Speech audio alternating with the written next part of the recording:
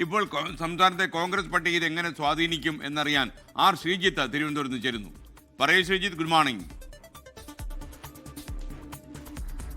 Good morning. K Sudhakaran ഉയർത്തുന്ന വെല്ലുവിളി, വിമത ഭീഷണി കോൺഗ്രസിന് വലിയ തലവേദനയാകുമെന്ന കാര്യം ഉറപ്പാണ്. കെ സുധാകരന് കണ്ണൂർ ജില്ലയിലെ കണ്ണൂർ മണ്ഡലത്തിൽ മാത്രമല്ല സ്വാധീനം, കണ്ണൂർ ജില്ലയിലാകെയും കേരളത്തിലാകെയും ആരാധകരും അനുയായികളുമുള്ള നേതാവാണ് കെ സുധാകരൻ.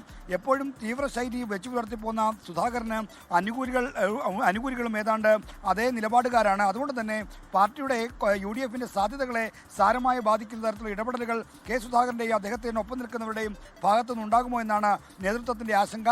MP-മാർക്ക് സീറ്റ് നൽകേണ്ടതില്ല എന്നൊരു പൊതു മാനദണ്ഡത്തിന്റെ പൊതു തീരുമാനത്തിന്റെ അടിസ്ഥാനത്തിലാണ് കെ സുധാകരനും അടൂർ പ്രകാശിനുമൊക്കെ സീറ്റ് നൽകാതിരിക്കുന്നത് എന്നാണ് കോൺഗ്രസ് നേതാക്കൾ ആവർത്തിച്ച് വിശദീകരിക്കുന്നത്. അപ്പോൾ ആർക്കെങ്കിലും ഒരാൾക്കോ രണ്ടുപേർക്കോ ഇളവ് നൽകിയാൽ മറ്റ് MP-മാർക്ക് അതിൽ പ്രതിഷേധമുണ്ടാകും. അതുകൊണ്ട് അത്തരമൊരു നിലപാടിലേക്ക് പോകാൻ കഴിയില്ല. മാത്രമല്ല AICC അധ്യക്ഷൻ മല്ലികാർജ്ജുന ഖാർഗെയും ലോക്സഭയിലെ പ്രതിപക്ഷ നേതാവായ രാഹുൽ ഗാന്ധിയും അടക്കമുള്ള ആളുകൾ കർശനമായ നിലപാടിലാണ്. പാർട്ടി ഒരു തീരുമാനമെടുത്താൽ, ഒരു പൊതു മാനദണ്ഡം നിശ്ചയിച്ചാൽ അത് എല്ലാവർക്കും ബാധകമാണ് എന്നൊരു നിലപാടാണ് ഹൈക്കമാൻഡ് പ്രകടിപ്പിക്കുന്നത്. അപ്പോൾ ഹൈക്കമാൻഡിനെ വെല്ലുവിളിച്ചുകൊണ്ട് കെ സുധാകരനെ പോലെ ദീർഘകാലം കോൺഗ്രസിൽ പ്രവർത്തന പാരമ്പര്യമുള്ള പ്രവർത്തക സമിതിയിലെ ക്ഷണിതാവായ KPCCയുടെ മുൻ അധ്യക്ഷനായ ഒരു നേതാവ് പോകരുതെന്ന അഭ്യർത്ഥനയാണ് നേതാക്കൾ പ്രകടിപ്പിക്കുന്നത്. എങ്കിലും കണ്ണൂരിൽ CPIMന് മാത്രമല്ല കോൺഗ്രസിനും വിമത ഭീഷണി വരുന്നു എന്നതാണ് കെ സുധാകരന്റെ കടന്നുവരവിലൂടെ ദൃശ്യമാകുന്ന കാര്യം. അത് എങ്ങനെയായിരിക്കും ഈ കോൺഗ്രസിന്റെ സാധ്യതകളെ UDFന്റെ സാധ്യതകളെ ബാധിക്കുക എന്ന് കണ്ടു തന്നെ അറിയണം.